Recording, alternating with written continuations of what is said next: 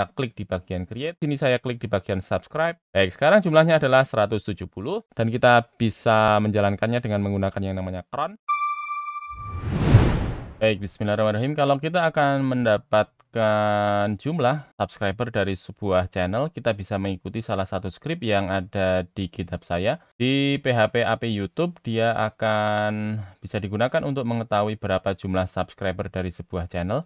Kita blok saja, Ctrl C, kemudian kita letakkan di script yang akan kita gunakan. Saya membuka yang namanya Visual Studio Code dulu, saya letakkan di sini, kemudian saya save. Kalau misalnya sudah, kita memerlukan yang namanya channel ID dan juga APK dari console-developers.google. Kita menuju ke sebuah channel yang kita akan gunakan. Misalnya ini adalah channel yang saya miliki. Channel ID sebenarnya adalah di bagian belakang ini. Kita blok saja, Ctrl C, kemudian saya letakkan di script yang saya miliki, letakkan di sini. Oke, berikutnya yang kita perlukan adalah APK dari console-developers.google. Kita buka terlebih dahulu console-developers.google-nya. Ini adalah alamatnya. Kemudian kita buat project baru misalnya. Di sini kita klik di bagian atas, ada tombol New Project. Klik saja. Kemudian dari sana kita akan membuat project yang kita inginkan. Masukkan saja misalnya untuk project name-nya adalah PHP YouTube seperti ini. Kemudian kita klik di bagian Create. Kita tunggu dulu. Klik bagian atas di sini ada sebuah tombol namanya adalah Select Project, klik saja. Baik, kalau misalnya sudah, kita memerlukan yang namanya Enable APIs and Services ini, kita klik saja. Kemudian di sini kita cari untuk API dari YouTube, kita tuliskan saja misalnya dengan YouTube. Kemudian yang kita perlukan adalah di bagian atas ini YouTube Data API v3, kita klik saja. Kemudian kita klik di bagian Enable. Baik, untuk enable API sudah selesai. Kemudian kita memerlukan yang namanya create credential. Di bagian atas ini bisa teman-teman lihat ada sebuah tombol namanya adalah create credential, diklik saja. Dan yang kita perlukan di sini kita pilih yang namanya YouTube Data API v3, kita klik. Kemudian berikutnya yang kita perlu enable adalah web server ya, di bagian pilihan nomor 2. Kemudian kita pilih di bagian atas ini, public data. Kemudian kita klik di tombol yang what credential do I need, klik saja. Maka dia akan menampilkan berikutnya adalah APK, kita blok, kita copy di bagian area yang tersedia. Copy, kemudian kalau misalnya sudah, kita letakkan key tersebut di script yang kita miliki. Kita letakkan di sini, Ctrl V, save. Kemudian kita coba jalankan. Nah, karena di script tadi belum bisa dimunculkan, kita keluarkan di sini, kita tuliskan echo jumlah subscriber seperti ini. Kemudian kita coba jalankan di bagian script kita di Visual Studio Code, klik di bagian atas, run code. Kemudian dia sudah menampilkan jumlah subscriber di channel yang kita inginkan, yakni adalah 169. Misalnya di sini saya akan coba untuk memberikan tambahan dari jumlah subscriber yang ada. Saya buka dulu yang namanya Google Chrome kita. Kemudian saya coba login ke akun yang lain dari YouTube. Ini adalah akun yang lain saya di YouTube. Kita lihat dia subscribernya adalah 169. Misalnya di sini saya klik di bagian subscribe, maka kita sudah menambahkan 1 subscriber. Dan sekarang coba kita jalankan lagi untuk scriptnya. Kita klik bagian run. Kalau misalnya 169 ditambah dengan 1, maka harusnya hasilnya adalah 170 ya. Kita coba klik di bagian run code. Baik, sekarang jumlahnya adalah 170.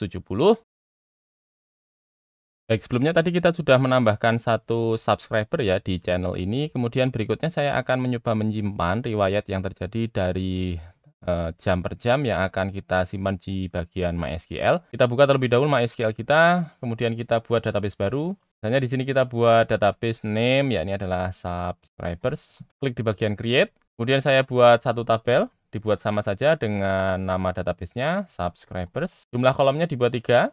Kemudian kita klik di bagian go. Nah, di sini kita buat yang pertama adalah ID-nya. Kita buat dia auto increment. Oke, berikutnya yang kita tambahkan adalah jumlah subscribernya. Masukkan saja dengan nama kolomnya adalah subscriber. Kemudian yang berikutnya adalah waktu. Dan untuk waktu kita berikan tipe adalah timestamp. Dan kita berikan defaultnya adalah current timestamp. Kemudian kita klik di bagian save. Kita sudah membuat 1 database namanya adalah subscribers. Kemudian di dalam database tersebut ada sebuah tabel namanya juga sama, yakni adalah subscribers. Dan di dalam tabel subscribers tersebut ada juga 1 kolom, yakni adalah subscribers. Dan kita akan menyimpan data riwayat subscribers maupun unsubscribe di tabel tersebut. Kita menuju ke Visual Studio Code yang kita miliki. Baik, bagian terminal kita turunkan dulu, kemudian ini kita hilangkan. Nah, berikutnya kita akan membuat untuk koneksinya terlebih dahulu. Ini adalah host, localhost, user adalah root. Kita pakainya adalah XAMPP ya. Kemudian untuk password, karena pakai XAMPP biasanya adalah kosong. Kemudian DB-nya masukkan. Ya, ini adalah subscribers. Baik, berikutnya kita masukkan untuk koneksinya. Koneksi, kita masukkan host, user, password, dan yang terakhir adalah database-nya. Nah, kalau misalnya sudah, kita coba cek terlebih dahulu apakah koneksinya berjalan. Echo, sukses, save. Coba sekarang kita jalankan. Koneksi sukses ya. Oke, sudah berhasil. Kita hilangkan saja, tidak perlu untuk menampilkan pesannya. Kemudian kita akan membuat query. Kita buat query berdasarkan tabel subscriber-nya dan kita akan urutkan berdasarkan ID-nya. Masukkan saja, select, bintang, from subscribers, order, by, ID, dash, limit, 1, seperti ini. Kemudian kita masukkan dalam Q1, MySQLi, query. Ya, kemudian di depannya kita masukkan koneksinya, koneksi. Dan berikutnya berikutnya kita masukkan SQL1-nya. Nah, berikutnya kita bentuk dia ke dalam MySQLi fetch assoc. Masukkan saja seperti ini, R1, MySQLi, fetch. Oke, kemudian kita masukkan di dalamnya adalah Q1. Nah, berikutnya kita berikan kolomnya, subscribers, R1, subs. Kemudian di sini kita akan membandingkan apakah subscribers-nya yang baru dan subscribers-nya yang lama ada perbedaan ataukah tidak. Kita lihat di sini kita sudah membuat yang namanya jumlah subscribers, kemudian di sini kita keluarkan yang namanya subscribers. Kita bandingkan. If jumlah subscribers tidak sama dengan subscribers, maka kita akan masukkan datanya.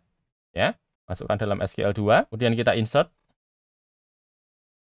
ke dalam kolom subscribers values. Masukkan di sini jumlah subscribers, kemudian kita berikan dalam MySQLi query. Oke, kemudian kita akan masukkan dengan menggunakan koneksi. Dan yang berikutnya adalah SQL2. Lanjut, misalnya di sini kita berikan status insert data. Oke, kalau misalnya datanya berbeda, kita tuliskan di sini status sama. Kemudian kita coba keluarkan echo, kita berikan H1 biar besar. Ya, kemudian kita berikan tulisannya jumlah subscribers, kemudian kita berikan di sini statusnya. Tuh seperti ini. Baik, sekarang kita coba jalankan. Kita klik di bagian run di atas. Kita lihat hasilnya, insert data. Oke, kita coba lihat di bagian phpMyAdmin kita coba browse. Maka nilainya sekarang adalah 170 di jam 5.59 ya, 1 Maret. Kemudian misalnya di sini kita unsubscribe ya, kita unsubscribe, klik saja di bagian sini, kemudian kita klik di bagian unsubscribe. Oke, kita coba refresh. Maka sekarang jumlahnya adalah 169. Baik, selanjutnya kita coba jalankan lagi untuk scriptnya. Tadi terakhir adalah 170, kita run code lagi, maka sekarang adalah 169. Kita coba lihat hasilnya di phpMyAdmin. Tadi kita sudah masukkan satu baris, misalnya kita refresh lagi bagian browse, maka dia sekarang adalah 169. Coba sekarang kita subscribe lagi. Oke, sekarang kita coba jalankan lagi di bagian Visual Studio Code-nya. Oke, dia memasukkan data lagi, insert data 170. Kalau kita lihat di sini di bagian phpMyAdmin, dia akan menambah satu baris lagi sehingga akan 170, 169 dan akan balik lagi ke 170 lagi ya. Kita coba browse. Baik, sudah ada 3 data lagi ya. Jadi akan menambah satu data lagi dan dia akan menyimpan datanya berdasarkan jumlah subscriber kita. Kita coba hilangkan saja, unsubscribe lagi ya. Kemudian kita coba run dari Visual Studio Code kita, maka jumlahnya adalah 169. Sekarang kita coba refresh lagi. Jumlahnya adalah 169. Nah, dengan begitu kita akan bisa memantau jumlah subscriber kita berdasarkan waktu ataupun berdasarkan jumlah subscriber yang terjadi pada suatu waktu.